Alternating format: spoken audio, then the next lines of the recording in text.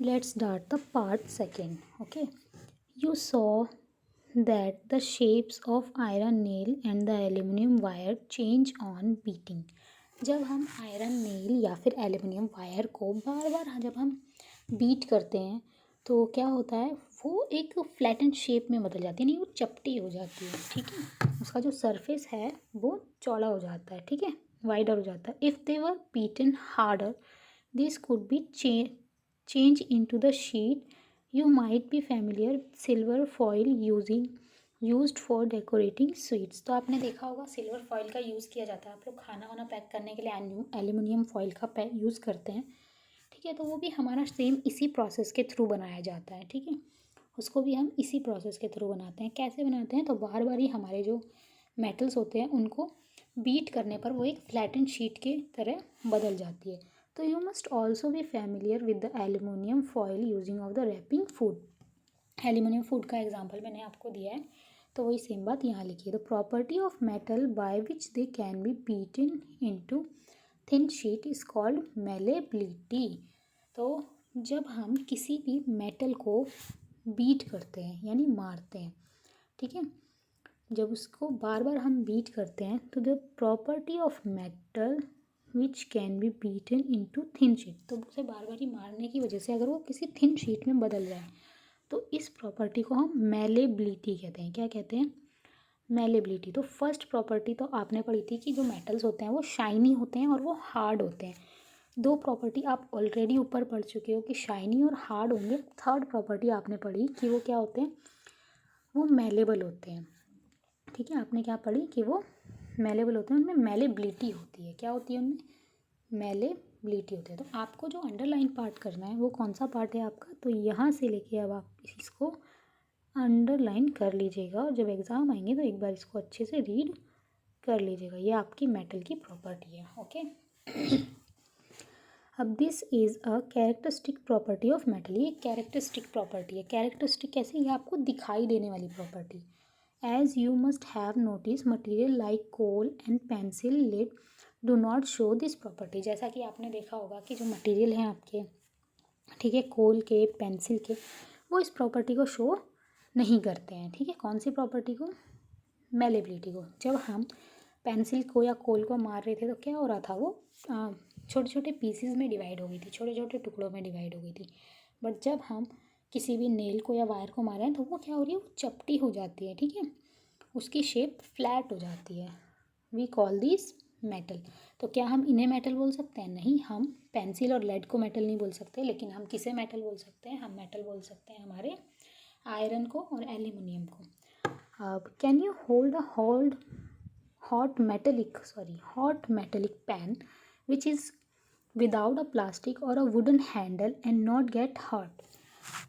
तो क्या आप मेटलिक पैन को बिना किसी हैंडल के, बिना वुडन हैंडल या प्लास्टिक हैंडल के बिना, हर्ट हुए बिना उसे पकड़ सकते हो, वो भी हॉट होगा तो आप बोलोगे परहैप्स नॉट, है ना। पर क्यों, ऐसा क्यों होता है, तो try to list some other experience in which you wooden or plastic handle protect you from being hurt while handling hot things। तो जब भी हम गर्म चीज़ पकड़ते हैं तो उन गर्म चीज़ों को पकड़ने से जो हमें प्रोटेक्ट करते हैं, जो हैंडल्स हमें प्रोटेक्ट करते हैं, वो हैंडल्स में क्यों प्लास्टिक और वुडन लगा होता है, यहाँ से ये क्वेश्चन उठ के आता है।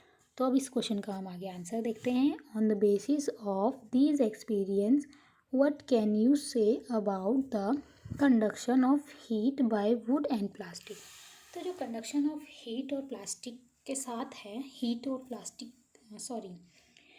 के साथ वुड और प्लास्टिक का जो कंडक्शन है वो नल है। नल मतलब बिल्कुल भी नहीं है, ठीक है, उनके साथ में कोई कंडक्शन नहीं होता है। अगर हम वुड को कहते हैं कि उसे गर्म कर लें तो वो बिल्कुल भी गर्म नहीं होता है, ठीक है।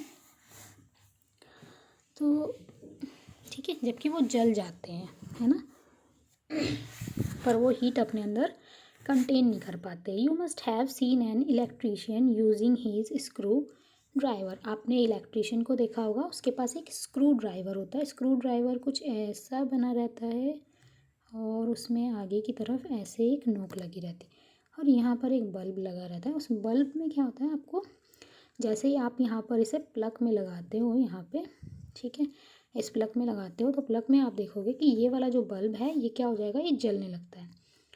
तो अगर उसमें इलेक्ट्रिसिटी आ रही होती है तो ये रेड हो जाता है, और इलेक्ट्रिसिटी नहीं आएगी तो ये रेड नहीं होगा। ओके, तो ये हमारा स्क्रू ड्राइवर होता है। स्क्रू ड्राइवर से हम क्या करते हैं, इसको चेक करते हैं इलेक्ट्रिसिटी को। तो इलेक्ट्रीशियन भी उसी से चेक करता है। और इसका जो हैंडल होता है ना, ये वाला, ये जो पोर्शन है यहाँ वाला, ये या तो वुडन तो हो ही नहीं सकता, ये प्लास्टिक का होता है। किसका होता है? प्लास्टिक। ओके, तो ये प्लास्टिक का होता है। अब आपको इतनी बात तो समझ आ ही गई होगी डेफिनेटली, है ना। तो अब हम यहाँ से आ जाते हैं अपने नीचे, एक एक्टिविटी दी हुई है उस पर।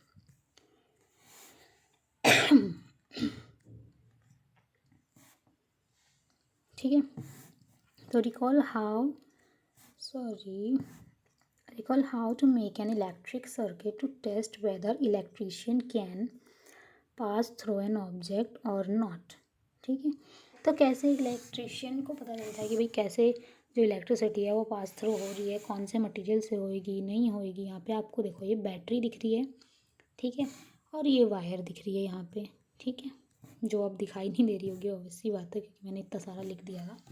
तो अब आप देखिए यहाँ पर देखो ये वायर है ना, क्योंकि आप बहुत छोटे बच्चे हो, अब आपको नहीं पता ना कैसे क्या है क्या नहीं है। तो ये वायर है और ये है हमारी बल्ब और ये है हमारी battery.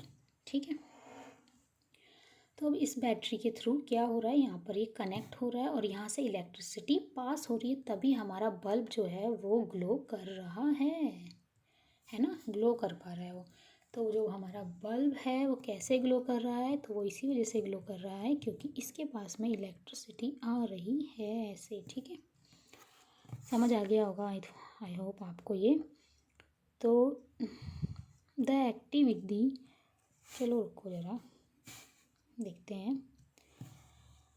The activity with various object इस क्लास 6। आपने बहुत सारी एक्टिविटी पढ़ी होगी। Repeat the activity with the material mention in the table. Observe the group of this material into the good conductor and poor conductor. ठीक है, तो अब good conductor and poor conductor बताने हैं इलेक्ट्रिसिटी के यहाँ पर। इनमें से कौन से हैं और कौन से नहीं, इनमें से बताने, यानी आयरन, सल्फर, कोल, कॉपर, इनमें से बताने। कैसे बताएंगे? गुड के लिए हम जी का यूज़ करेंगे और पुअर के लिए पी का यूज़ करेंगे। ओके, ठीक है, तो इसे थोड़ा सा हमने पास कर लिया है, अब हम इसके लिए यूज़ करते हैं ये। तो आयरन के साथ क्या आयरन एक गुड कंडक्टर है? तो बिल्कुल है, तो ये हो गया हमारा जी। क्या सल्फर एक गुड कंडक्टर है? बिल्कुल नहीं है। क्यों नहीं है गुड कंडक्टर? क्योंकि मैंने बताया था चॉक पाउडर जैसा होता है। क्या कोल पीस है? नहीं होगा भाई, ठीक है, जबकि जो कॉपर वायर है वो होगी आपकी गुड कंडक्टर। ठीक है, क्योंकि वो मेटल है, तो जितने भी मेटल होते हैं वो गुड कंडक्टर ऑफ इलेक्ट्रिसिटी होते हैं। तो you observe that iron, rod, nail and copper wire good conductor. ठीक है, वाइल रोलिंग सल्फर पीस और coal piece are poor conductor. Okay, oh हम यहाँ पर ये आ गई है हमारी पहेली जी।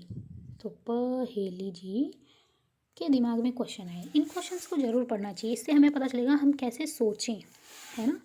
Oh, the meaning of recalling our experience and then of this activity was to show that metal are good conductors of heat and electricity। तो यहाँ से आपको एक क्वेश्चन मिल गया, तो इससे पता चलता है कि जो मेटल्स होते हैं वो good conductor of heat and electricity होते हैं। Good conductor of heat and electricity. ठीक है, इलेक्ट्रिसिटी, तो इन दोनों के क्या होते हैं? गुड कंडक्टर होते हैं। पहेली ने हमें ये बात बता दी है। ठीक है, तो यहाँ तक समझ आ गया होगा आई होप सबको। तो ये पार्ट भी शायद अब हमें यहीं पे ही एंड करना पड़ेगा। नेक्स्ट पार्ट में हम नेक्स्ट पेज